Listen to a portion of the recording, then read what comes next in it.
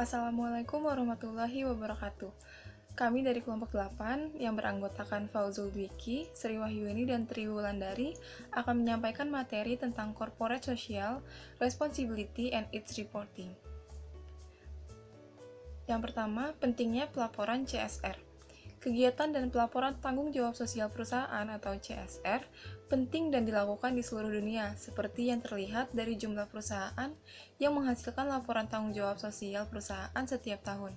Misalnya, survei internasional KPMG tentang tanggung jawab sosial perusahaan menunjukkan bahwa 28 Oktober 2008, 80% dari Global Fortune 2050 sekarang merilis informasi tanggung jawab perusahaan dalam laporan yang berdiri sendiri atau terintegrasi dengan laporan keuangan tahunan. Naik dari 50% dalam 3 tahun sejak KPMG terakhir kali melakukan survei pada tahun 2005 dan dari 35% pada tahun 1999. Pedoman dan kerangka kerja tanggung jawab sosial perusahaan seperti Global Reporting Initiative digunakan untuk membantu bisnis dalam melakukan pelaporan ini dengan cara yang lebih standar. Pembentukan Komite Pelaporan Terpadu Internasional pada tahun 2010 melambungkan gagasan pelaporan terintegrasi ke panggung dunia dan menyoroti fakta bahwa tanggung jawab perusahaan sekarang harus menjadi pertimbangan tingkat dewan untuk perusahaan di seluruh dunia. IIRC didirikan untuk mencapai kerangka pelaporan terintegrasi yang diterima secara global.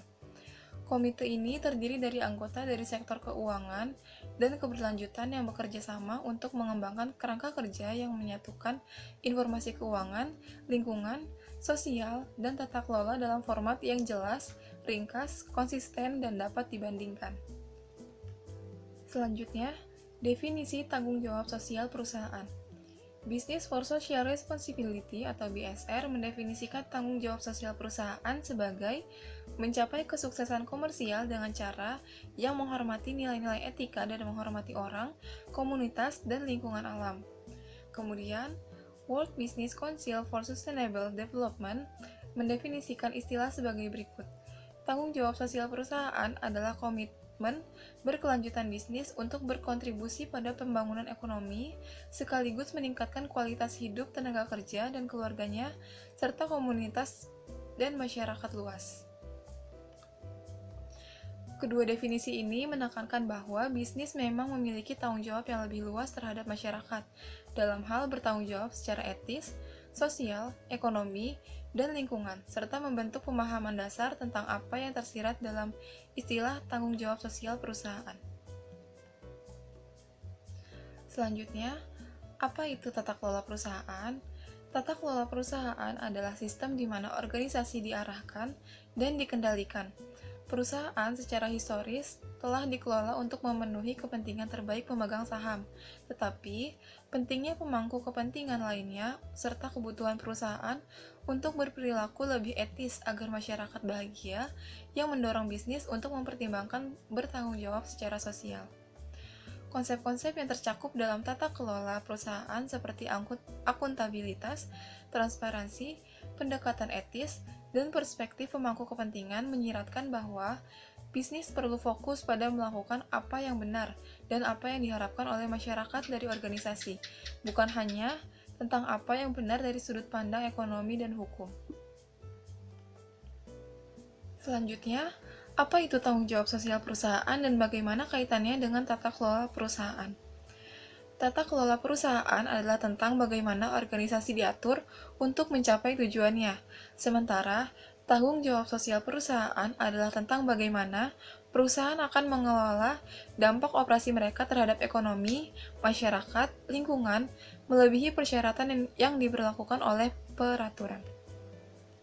Ya, tanpa salam, saya langsung saja melanjutkan dari Saudari Yuni, yaitu sekarang perspektif sejarah tanggung jawab sosial perusahaan. Menurut Carroll 1999, masalah CSR dapat ditelusuri kembali berabad-abad.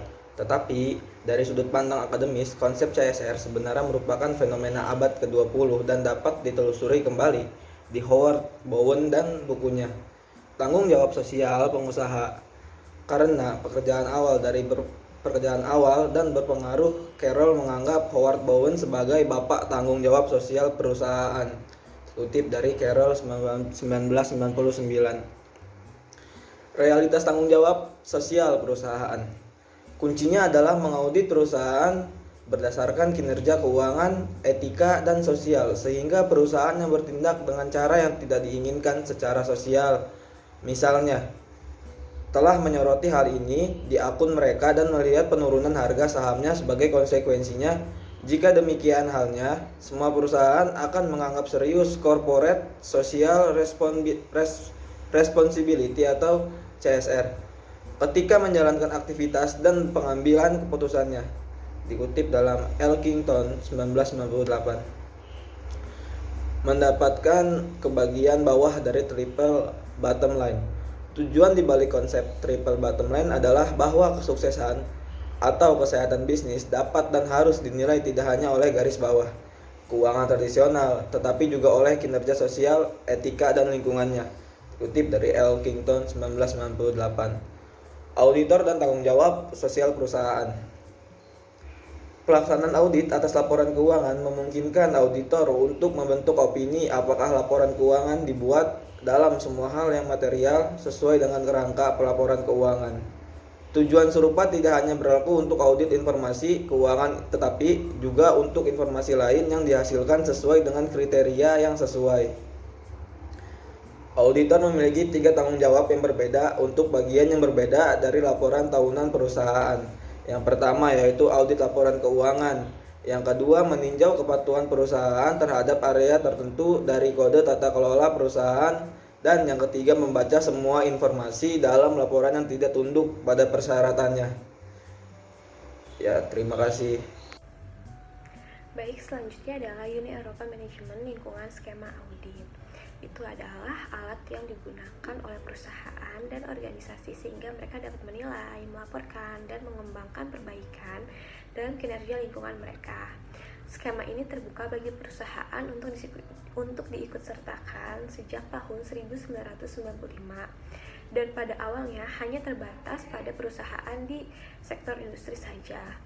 Nah, tujuannya apa sih? Tujuannya itu untuk menyorotin dan memberi manfaat bagi perusahaan yang melangkah lebih jauh dari kepatuhan hukum minimum dan secara teratur mengembangkan dan meningkatkan kinerja lingkungan mereka. Selanjutnya, iklim pemerintah daerah untuk berkelanjutan. Itu adalah Asosiasi Internasional Pemerintahan Daerah dan Organisasi Pemerintah Daerah Nasional dan Daerah yang bergabung bersama untuk membuat komitmen terhadap pembangunan berkelanjutan. Global Reporting Initiative Pedoman Pelaporan Berkelanjutan.